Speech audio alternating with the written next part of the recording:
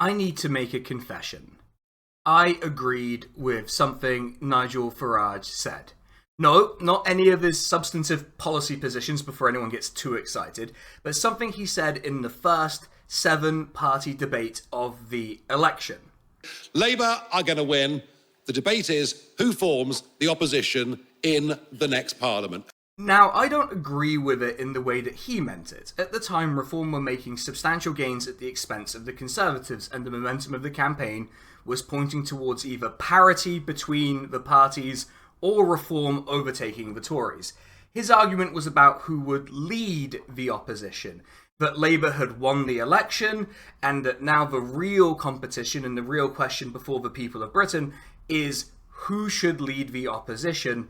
My interest is much more focused on what the composition of the opposition will be, and whether we'd be better served by a more politically diverse opposition than big blocks of the Tories, Reform, and Ed Davey, who seems to be campaigning a lot less than he is just sort of having a nice time on his summer holiday.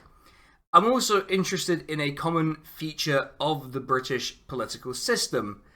The mathematics of a first-past-the-post democracy points to certain likely outcomes over a long period of time.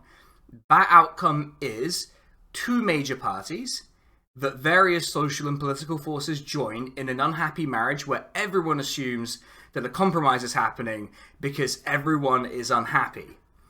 The UK has, or had, let's wait and see what happens with the actual result to see whether we still have this number of parties. We had these 2 parties. The parties may change. We've variously had the Whigs, the Liberal Party, and now the Labour Party occupying this position in opposition to the Tories. But the point is there's usually 2 big parties that dominate in the Commons. But a curious thing happens in the UK. A lot of voters just don't behave like they should. If you look at elections since 1979, just to take a start point, with the exception of a few elections, you tend to see the combined vote share of the 2 parties fall. Why? Well, there are a variety of factors: the perceived closeness of the 2 major parties, a series of ineffective Conservative leaders after 1997, the financial crash fatally undermining Labour's vote share, the Iraq War, and just a selection of the electorate who operate under a common mantra, which is if you don't vote, you can't complain. And I call this the protest voters slogan because very few people who say this will then go on to vote for one of the 2 major parties. Instead, they'll look to parties like the Lib Dems in 2005, or the SNP in 2015, or perhaps the Green Party of England and Wales in 2024. You'll notice something my examples have in common. They all nominally sit in a position to collect dissatisfied left-of-centre voters. In fact, in the case of the SNP, there were so many dissatisfied voters across the political spectrum in 2015 that they took 56 of the 59 seats in Scotland.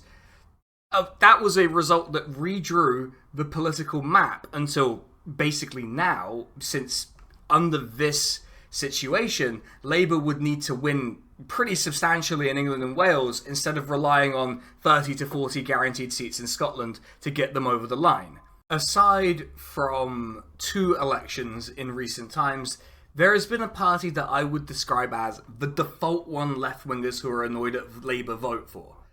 The one that in your head, a left-winger would go, yeah, I'll probably vote for him. If I was making this in 2005, I'd be talking about the Lib Dems, the importance of Charles Kennedy's correct judgment on Iraq, and the cautionary tale that lies in the Lib Dems' ideological roots.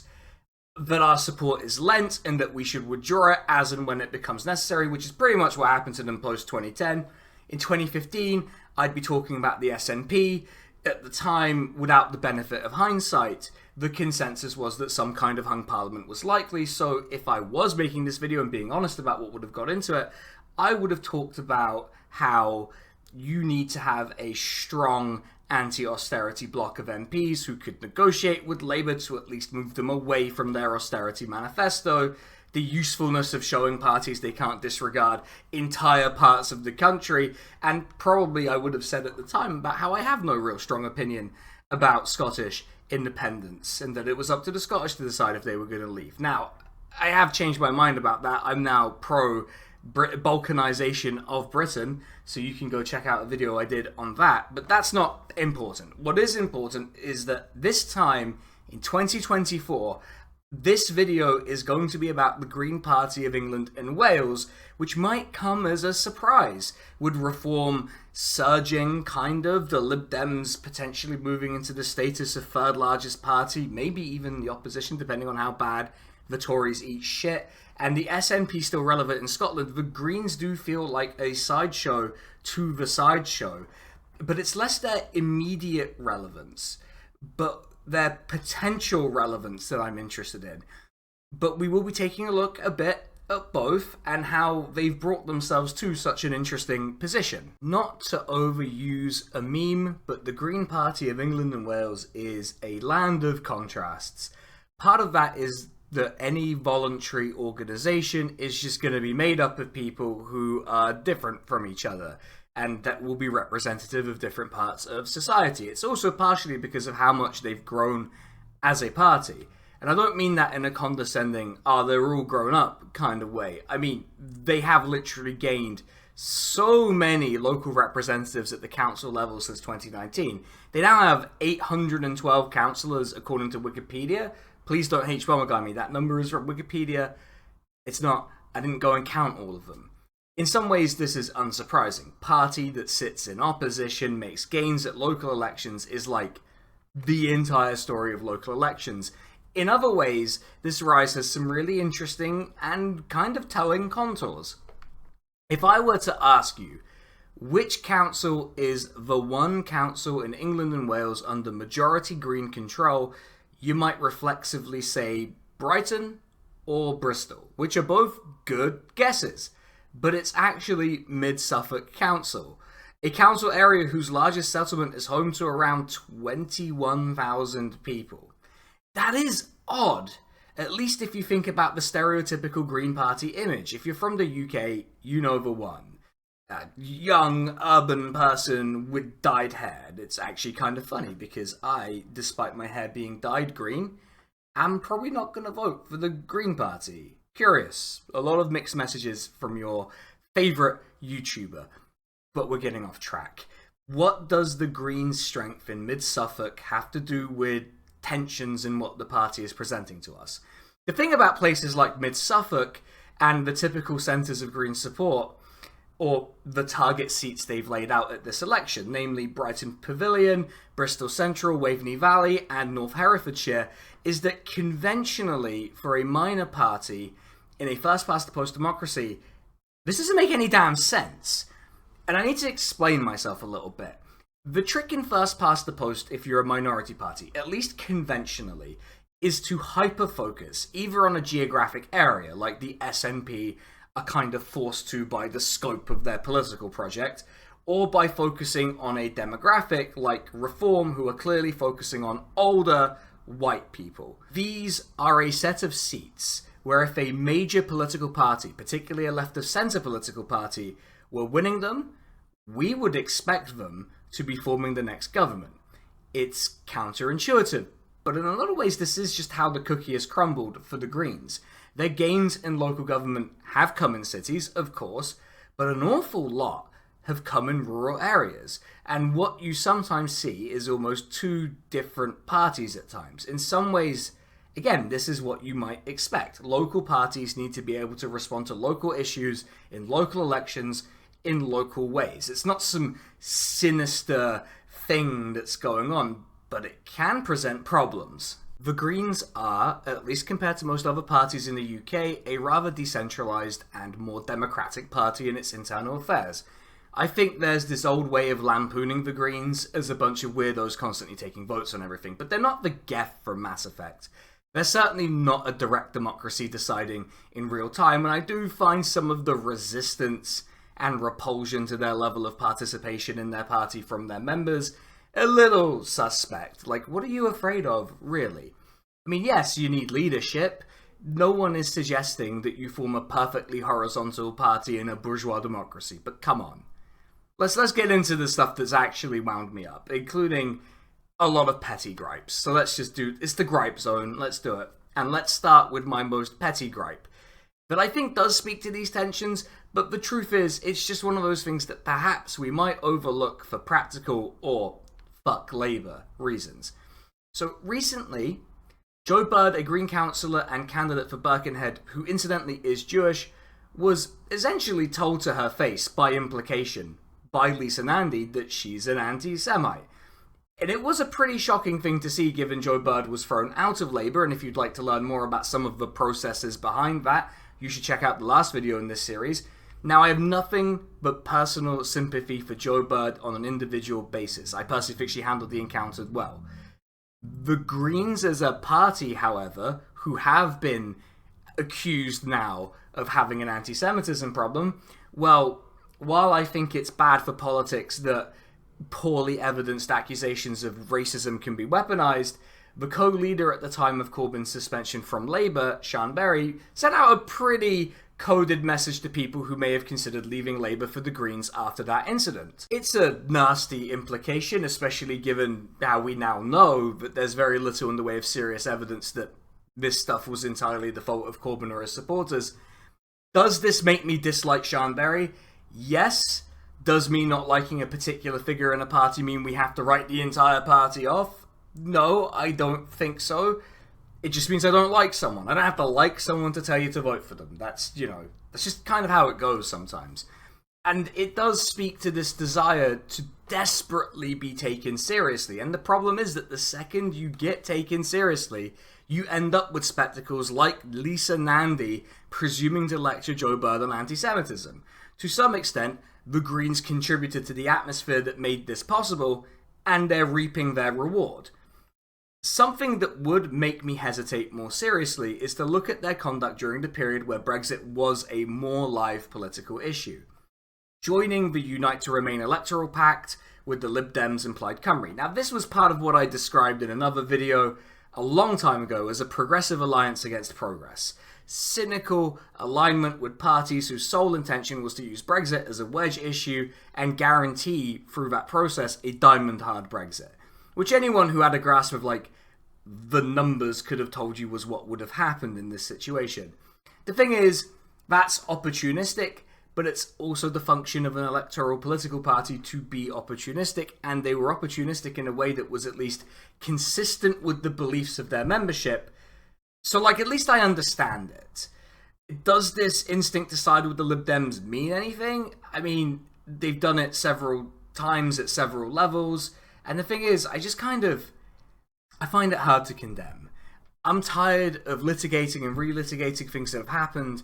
To some extent, there is no use in fixating on things we can't change now and going, well, what if this happened? That's just the way to drive yourself to an action. It is nonetheless a tension here, right? How do you win? That's the ultimate question in electoral politics. And another interesting question is, how do you define winning when you can't just win outright? And I can't answer those questions on behalf of the Greens, but you can see the problems that would emerge given the terrain the party tries to occupy, and the terrain they hope to occupy as the default home as the party for people who are fucked off with both major parties. The Lib Dems did this with voters from the left and the right, which is why their collapse was so spectacular when they were actually forced to, do anything of consequence. You look at those target seats, you look at the alliances, the pleading to be treated as a respectable party, and you do wonder, are they setting themselves up for a fall? Here are some actually serious things that people say about the Green Party that aren't my personal grudges. We're done. I've vented. It's done. God, I can see why people say that I was like a dwarf when I was growing up, but it turns out I really do have a book of grudges. Turns out it wasn't just my height. The Green Party is unsurprisingly a party that's concerned about the environment. They have one of the better policies on net zero of the major parties at this election, but we'll probably get to that in a bit. In that spirit, you would expect the Greens to be pretty in favour of things like solar farms. Now, this is something that the British public, in the places where they're likely to get built, get really mad about, and you would think that these NIMBYs wouldn't really vote for the Green Party, or at least the Green Party of places like Bristol and Brighton. It's pointed out, not incorrectly, that Green councillors have voted against solar farms. Now, just because someone suggests a solar farm doesn't mean you should build it. This isn't City Skylines 2, where I apparently have to do what the chat tell me. Particular local Green parties and their elected representatives, though, seem to take the approach that they're in favour of solar farms and solar power, just not the one that's near them. This is part of a problem of being a rather decentralised party. Incoherence will happen just because of how people are distributed. You also see this with things like HS2. I've seen at least one article putting the failure of HS2 at least somewhat on the Greens, and like, while some local Greens may not have covered themselves in glory, the problem with HS2 was that it was a never-ending money pit because the project was managed exceptionally poorly by a state that doesn't believe in managing projects properly. Did the Greens help? Maybe not. Do I think that if it weren't for those pesky Green councillors, HS2 would have had a substantially better chance of succeeding as a project? Is a serious argument made by a serious person? No, I don't see how that would have made such a massive difference. It does represent the fact that the Greens can come across at times as these two parties, right? A party of the core cities, socially liberal, left of Labour, all the good stuff, right? Then it can come across as a party that some would call Tories who like gardening and bikes. That's clearly a somewhat unfair description, but if you're a decentralized party, if you're a democratic party, and if you're trying to be the place where people who are fucked off with both major parties end up, then you're inevitably going to pick up ex-Tories in the more rural parts of the UK where there are more Tories. There's nothing wrong, by the way, with being a former Conservative who's changed their mind. Good for you. I'm happy for you. If you're able to reflect and learn and grow, that's what makes us human. Some don't leave all of it behind, though, which is how you get this, I support solar farms, except the specific one being proposed to me right now, attitude. The other high-profile issue that I feel obligated to address is the issue of transphobia, mainly because I went in quite hard in the last video on it, and it's something that I can't really gloss over. As I said in that last video, transphobia is a societal issue in the UK, and so it manifests across the political spectrum and across political parties. So far, so uncontroversial. The Green Party of England and Wales has had its problems with it, selecting transphobic candidates, having transphobes do startlingly well in internal elections, and it getting to the point that their sister party in Scotland suspended ties with them. Now, this is part of the problem of being a party that gets bigger.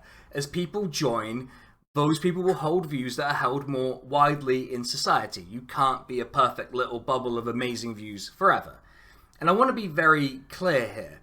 At the last Green Party leadership election, the candidate who is a transphobe came last. But they also got 21% of the first preference vote, admittedly in a very low turnout affair. But still, that's a lot, considering that a party's selectorate are probably the most engaged members. So you can see how this would lead to problems. I've seen people say that they won't vote Green because of how they've handled the transphobes within the party and at the local level. And I'll be honest, it is partially the reason why I'm not going to vote for the Green Party. I mean, I probably won't. It's between them and spoiling my ballot in a very, very funny way that I've come up with. Why then would I say that there are some obvious cases where voting Green is justified? Is it because I'm a no-good hypocrite? I'm a hypocrite, I'll slam Keir Starmer for it, but I'll let the Green Party off. Yes and no. It's more about a gamble about who's going to be made to look like a hypocrite.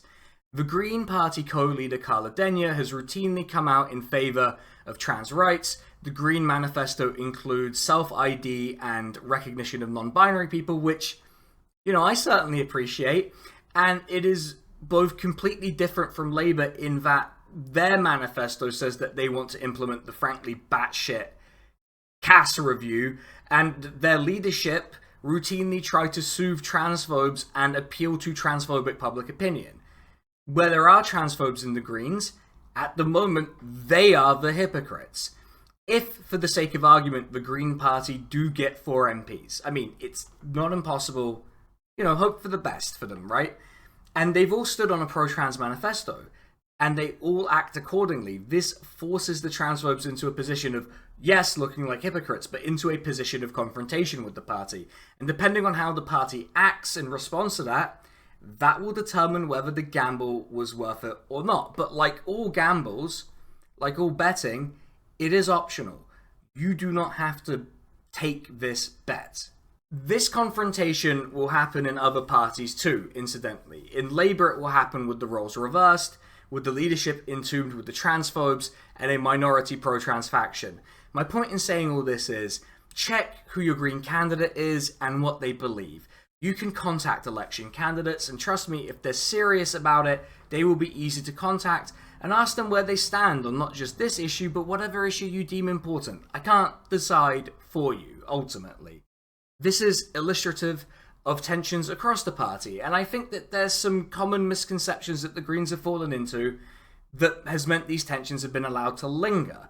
It's part of the reason why they might come across as unserious. There's this belief that in order to win in certain places, you have to be a certain way, that you can't persuade people.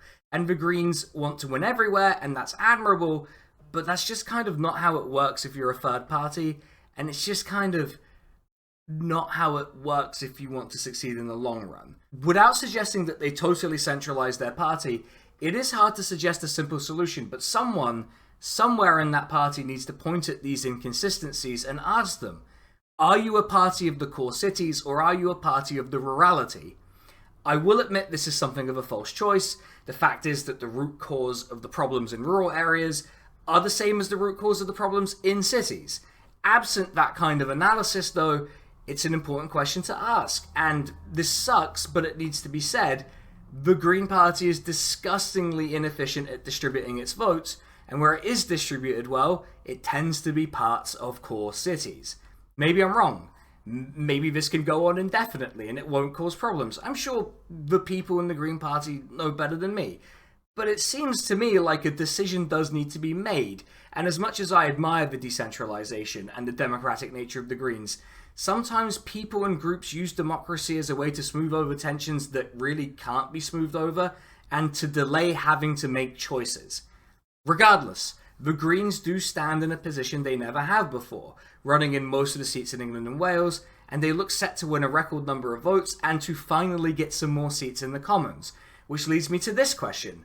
What is it that they're actually offering us?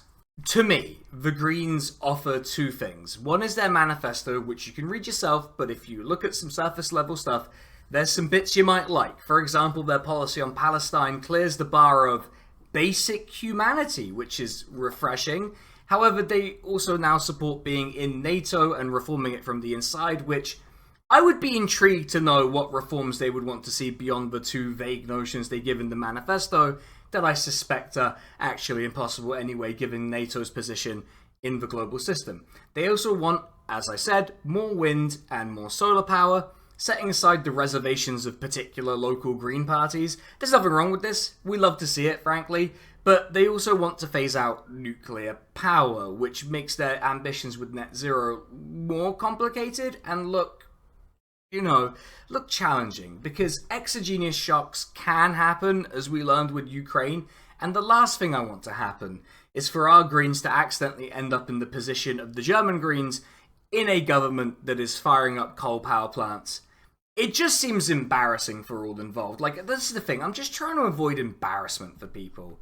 They also offer things like a £15 minimum wage, a 4-day work week, and to go further than Labour on things like abolishing the 2-child benefit cap.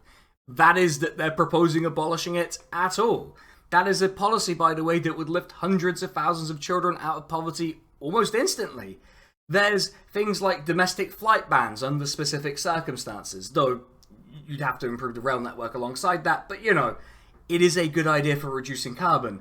And a large-scale plan to invest in the NHS, and maybe it's not quite to the extent that's needed to bring it back to the levels of performance that we've been used to, but it's a lot better than the offering of the main parties. Or Reform, who seem to think that we should emulate the French model of healthcare, which I suppose is at least an idea. It's just a really shit idea. I think you should go look at the manifesto yourself. There'll be a link in the description. but friends of mine at PraxisCast did do a recent episode where they went over it with a more critical and detailed eye than I did just now, because frankly, I don't think the manifesto is actually the core of what they're offering. There's two things that they're really offering us: a more diverse opposition in Parliament, where the opposition is more likely to be a small one, as much smaller one than we're used to, certainly, and a chance to act out of a little bit of spite. Let's take the idea of spite first. I've made no secret about how I feel about the Labour Party. You could just go to any video I've done, and there's a good chance I'm insulting at least one leading figure in the party. And I'm not going to pretend that I did a video that was almost 3 hours long about Keir Starmer out of some altruistic motivation that the electorate should make informed choices. I believe they should, of course, but you can't fact-check your way to victory. I did it as an act of catharsis, and in some ways, in some places, voting Green can also be an act of catharsis. It's an easy way to signal that the Labour Party, or indeed any party, can't behave the way that they do and expect indefinite, uncritical support. If that's enough for you, and you like your local candidate, or you really don't like your Labour one, then I'm not going to be mad. Spite is a tremendous political motivator and a completely legitimate emotion to express in specific circumstances. If anything, I'd say it's the most British way to engage with politics. It's just that they don't engage with it properly in the right circumstances. Then there's this issue of the opposition. We are likely to see a dramatically smaller opposition to what we've been used to in recent years, and assuming the Labour Party don't shit the bed spectacularly over the next week and a half or so, it's reasonable to assume they'll win big. Our parliamentary system isn't necessarily equipped to deal with such a small opposition, and that means that minor parties can have an outsized role to play in the functioning of that opposition, and in having a platform from which to criticise the government. The question is, do we think we're better served by amplifying the Greens in that equation? I think we are. The Greens that are likely to win their election are generally going to be of a higher quality than the MPs they replace, the MPs that we had at the end of the last parliament, and the likely crop of new MPs, if only because our political class is fucking dreadful. Just completely fucking dreadful. Awful, just awful people who are terrible at their jobs, and I just think that a Green might well put in a bit of effort, the bare minimum effort. That's my pitch, to be honest. In that spirit, I would like to make a very qualified endorsement. You should vote Green, in the right places. I can't speak to every single Green candidate. There are over 600 of them. I ain't got time for that. I'm just a person, right? You need to ask some questions about their positions, read their literature, go to their websites and make a decision. If your local Green Party candidate is anti-trans, fixated on never building solar farms, and I don't know, wants to make bounty bars a mandatory part of a meal deal at Tesco, then don't vote for them. There are some places, though, where I think you should obviously vote Green. Brighton Pavilion won't be better served by a Labour MP. Carla Denyer been impressive, and seeing her unseat Fangam Debonair in Bristol Central would be incredibly satisfying. And, you know, they seem to fancy their chances in Waveney Valley and North Herefordshire, so if you live there, you could do a lot worse, I would imagine. There are also places where the Greens look poised to come a distant, and in some cases a not so distant second. Do your research into where those places may be, and those candidates, but with Labour about to enter government, their voters will become disillusioned with the reality of a Labour government, and if the Greens are in second in your seat, that'll give them a chance to know that they could have a chance of scoring an upset away from those traditional Labour-Tory marginals. So yeah, vote Green. Maybe. In the right places, for the right candidates. But if the Greens leave you unsatisfied, is there a secret fourth or fifth or sixth, depending on where you live, option? Well, for some of us, not for me actually, because I don't have one, but there is, and I'll be taking a look at that in the fourth and final video of this election series from the channel. So, on that note, everyone, peace out, take it easy, I will catch you on the next one. I also need to thank my proofreader, my partner, who has read every script of this election series. Really, really appreciate it. And Emma, who made the thumbnail for the video. It's a really nice thumbnail. Go commission him.